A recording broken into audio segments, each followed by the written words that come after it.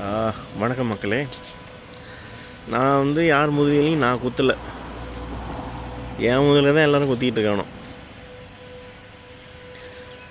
அதான் உண்மை. ஏன்னா எனக்கு யார் இலுமினாட்டிங்கிறது ஒரு பெரிய குரூப்பு. கிட்டத்தட்ட அவங்கள்ட்ட தான் இந்த கவர்மெண்ட் சிஸ்டத்தை ஃபார்ம் பண்ணி அவங்கள தான் உட்கார வச்சுருக்கானோ. எல்லா இடத்துலையும் இருக்கானுங்கிறேன். அப்படி இருக்கும்போது எனக்கும் எவன்லாம் தெரியாது. ஆனால் இந்த இதெல்லாம் கண்ட்ரோல் பண்ணுறது இந்த Jews 13 tribes of Israeli alien Jews. அவனை 9ங்க. அவனுங்களால் அதான் நினச்சது எதுவும் செய்ய முடில. ஒரு ராஜாவாக ஒழுங்காக இருக்க முடில. அப்புறம் என்ன பண்ணுறது? அப்புறம் கவர்மெண்ட் சிஸ்டத்தை ஃபார்ம் பண்ணானோ, அதுலேயுமே ஒன்றும் செட் ஆகலை. தப்பு மட்டுமே பண்ணி பழகி போச்சு. தப்பு மட்டுமே பண்ணி பழகி போனதுனால தப்பு மட்டுமே பண்ணிகிட்ருக்கானோ. அப்புறம் பொண்ணுங்க மேலே கை வச்சா பிரச்சனையாகும் அப்படின்னு சொன்ன உடனே ஹிட்லர் அத்தனை பேரை கொண்டான். ஜூஸ் அத்தனை பேரை கொண்டானுங்க. அதேமாதிரி ஜூஸு யூதர்கள் அப்படின்னா இஸ்ரேலுக்கு வந்தவனுங்கெல்லாம் யூதர்கள்னு நினைப்பீங்க. அதான் கிடையாது. ஒரிஜினல் யூதர்கள் யார் அப்படின்னா ஏலியன் பொட்டை மாதிரி போல தான் ஒரிஜினல் ஜூஸு. அவங்களுக்கு ஹார்ட்டு நடுவில் இருக்கும், இங்கே இருக்கும் ஹார்ட்டு. அதேமாதிரி பார்த்திங்கன்னா ப்ளட் டைப் வேறு மாதிரி இருக்கும். அப்புறம் என்ன பண்ணானோ அதான் கிட்டத்தட்ட அதே மாதிரி பார்த்திங்கன்னா இந்த கடவுள் எல்லாருமே பார்த்திங்கன்னா அவதாரம் எடுக்கிறது மேக்ஸிமம் இந்தியாவில் தான் எடுக்கிறாங்க. அதனால தான் அவனுக்கு ஃபஸ்ட்டு இந்தியா எங்கே இருக்குன்னே தெரியாது. இந்தியா மேலே தேடி வந்தானோ. தேடி யார்? இந்த வாஸ்கோ ட காமா, அப்புறம் இந்த அமெரிக்காவை கண்டுபிடிச்ச அந்த பரதேசி, இவங்கெல்லாம் இந்தியாவை கண்டுபிடிக்கிட்டு தான் வந்தானுங்க. வந்தவன் வேறு ஒரு நாட்டுக்கு போய் அதையும் பிடிச்சானோ. பிடிச்சி முதல்ல வேவு பார்த்தானோ எப்படி என்ன பண்ணுறானோ அப்படின்ட்டு. கரெக்டாக நம்ம ஆளுங்களும் பிச்சைக்காரனே எல்லாமே சுற்றிக்கிட்டு இருந்தானோ. அவ்வளோ செல்வ செழிப்போடு இருந்த நாடு நம்மளோட நாடு இந்தியா, தமிழ்நாடு இந்தியா. அப்படியே பிடிச்சானோ. கொஞ்சம் கொஞ்சமாக வந்தானோ. நம்ம ஆளுங்களே சூனியம் வச்சுக்கிட்டானோ. நீ கொஞ்சம் ஆள் அப்படின்னு கொடுத்தானோ. அவனும் சைலண்ட்டாக கீழே இருக்கிறவனுங்க எப்பயும் போல் அதான் பண்ணுவானோ. இப்போ நான் ஒரு கம்பெனி நடத்துகிறேன். கம்பெனி நடத்தி நான் ரொம்ப செல்வ செழிப்போடு இருக்கேன். என்கிட்ட ஒரு 40 ரோல்ஸ் ராய்ஸ் இருக்குது. நான் போயிட்டு வரதெல்லாம் ஃப்ளைட்டில். எனக்குன்னு ஒரு ஃப்ளைட் வேறு இருக்குது. இந்த மாதிரி எல்லாமே இருக்குது. பெரிய ஆள் நான். அப்படிங்கும்போது எனக்கு கீழே வேலை பார்க்குறவனுக்கு மிஞ்சி போனால் என்ன ஒரு சம்பளம் கொடுத்து வச்சுருப்பாங்க, அவ்வளோதான். ஸோ அவன்கிட்ட போயிட்டு அவனை போட்டுட்டு நீ போய் இதெல்லாம் எடுத்துக்க, உன்னை நான் விட்டுறேன், நீ அதில் பண்ணு, எனக்கு இதை மட்டும் பண்ணு அப்படின்னா விழுந்துருவானோ. காரணம் என்னென்னா அந்த ஏற்றத்தாழ்வுங்கிறத விட ஏற்றத்தாழ்வு தான் இருந்தாலும் அதுக்குன்னு ஒரு இது வேணுமே. ஒரு லீடர்ஷிப் குவாலிட்டி வேணும், நல்லது பண்ணணும். இதெல்லாம் எதுவுமே இல்லாமல் முதுகில் குத்தி நீ வந்துடுவோம் முன்னாடி. ஆனால் அவன் கடைசியில் திரும்பவும் முதுகில் குத்தி உனக்கு ஒன்று தான் போடுவான். இதுதான் நடக்குது. இதுதான் ஹிஸ்ட்ரி கற்றுக் கொடுக்குது. நல்லவனா உடனே எழுச்சா வாங்கிடுவானோ. இப்போல்லாம் ஐயோ நல்லவனா, அவனுக்கு பிழைக்கவே தெரில, அவனுக்கு ஒன்றுமே பண்ண தெரில, அவன் ஒரு வேஸ்ட்டு, வேணுங்கிறத வாங்கிட்டு போகிறவன் நல்லவன், உண்மையெல்லாம் சொல்கிறவன் நாங்கள்லாம் கெட்டவனுங்க தான். அந்த மாதிரி இதுதான் வாழ்க்கை, உலகம் இப்படின்னு போயிட்டுருக்கு. இதை பற்றி ஏற்று பேசினாலும் தப்பு.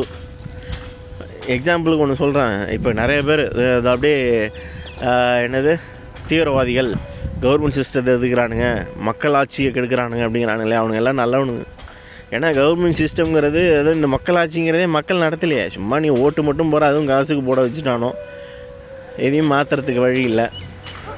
இதான் நடக்குது. இதை சொன்னால் நாங்கள்லாம் முட்டாப்பையா, இல்லைன்னா நாங்கள் தீவிரவாதி, இல்லை நான் இலுமினாட்டி, நான் கே புண்டை அப்படிம்பீங்க. உண்மையை சொல்கிறவன் தானே எப்பயும் முட்டா புண்டை உங்களுக்குலாம். இவ்வளோ நாள் கட்டி ஆண்டுக்கிட்டு இருக்கானோ எல்லாத்தையும். அவனெல்லாம் இலுமினாட்டி, பிஸ்னஸில் இருக்கிறவன் இலுமினாட்டி, படத்தில் நடிக்கிறவன் இலுமினாட்டி, அப்புறம் என்ன அப்புறம் இந்த அவனுங்க பேர் என்ன அரசியல்வாதி இலுமினாட்டி. அவனுங்க எல்லா கட்சியிலையும் பெரிய பொறுப்புலேருந்து சின்ன பொறுப்பு வரைக்கும் எல்லாத்துலேயும் இருக்கானுங்க. அவனுங்க கே. இதெல்லாம் சொன்னால் நாங்கள் கேம்பிங்க. நீங்கள் நான் அப்படியே கே இல்லை அப்படிங்கிறத நிரூபிக்கணும் அப்படின்னா எப்போ வேணாலும் நான் ஊர் முன்னாடி நிரூபிக்க தயார். எப்படி அப்படின்னா நாங்கள் கொஞ்சம் நாளில் ஜூஸு அவங்களோட அம்மா அப்பா ஆத்தா எல்லாத்தையும் தூக்கிட்டு வந்து இங்கே வைப்போம். வச்சு அவங்க அம்மாலே நானே ஒழுத்து காட்டுறேன், பார்த்து அப்பயாவது திருந்துங்க. அதேமாரி எல்லாருக்கும் எல்லாமே கிடைக்காது. நான் வந்து எனக்குமே இப்போ பார்த்தீங்கன்னா எனக்கு 30,000 பொண்டாட்டி கூட இருக்கலாம். இல்லை என்னை யாரெல்லாம் ஆசைப்பட்டாங்களோ, இல்லை நான் எந்த ஹீரோயின்ஸ் எல்லாம் லவ் பண்ணுறேனோ நான் கல்யாணம் பண்ணிக்க தான் போகிறேன்.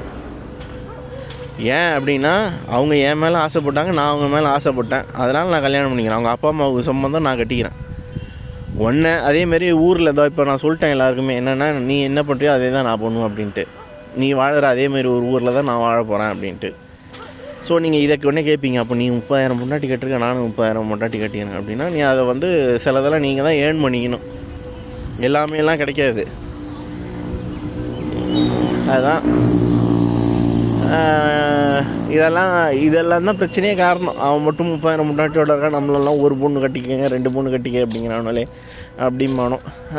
அதுவுமே இதான் பொண்ணுங்க, பணம், பேர், புகழ், பவரு, அப்புறம் என்ன பணம், பொருள், இடம், நிலத்துக்கு அடிச்சிக்கிறது, இதே தான் பண்ணிகிட்ருக்கீங்க.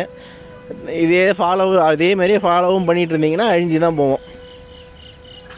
ஏன்னா நான் வந்து யாரையோ ஏமாற்றி இல்லைன்னா அப்படி அவங்களெல்லாம் துன்புறுத்தி நீ என்னை கட்டிக்கிட்டு தான் ஆகணும் அப்படின்னு சொல்லலை. எனக்கு அவங்களுக்கு என்னை பிடிச்சிருக்கு, எனக்கு அவங்கள பிடிச்சிருக்கு, நான் கல்யாணம் பண்ணிக்க போகிறேன். நான் கல்யாணம் தான் பண்ணிக்க போகிறேன். அதேமாதிரி உனக்கு பிடிச்சிருக்கு அப்படின்னா நீ எத்தனை பேர் வேணாலும் கல்யாணம் பண்ணிக்க, நான் ஒன்றும் கேட்கல. ஒருத்தனுக்கு ஒருத்தி தான். உன்னால் முடியும்னா தெம்பு இருக்குது, இல்லை உனக்கு அந்த பொண்ணை பிடிச்சிருக்கல, அந்த பொண்ணு உன்னை பிடிச்சிருக்கா, நீ கல்யாணம் பண்ணிக்க, நான் ஒன்றும் கேட்கலையே. வேறு இருக்குது, ஏகப்பட்டது இருக்குது. அதேமாரி வேறு என்ன, பொண்ணுக்கு, பேருக்கு, புகழுக்கு எல்லாம் இதுதான். ஆசைப்பட்டு வர்றது தான். ஆசைப்பட்டாலும் தகுதி இருக்கணும்.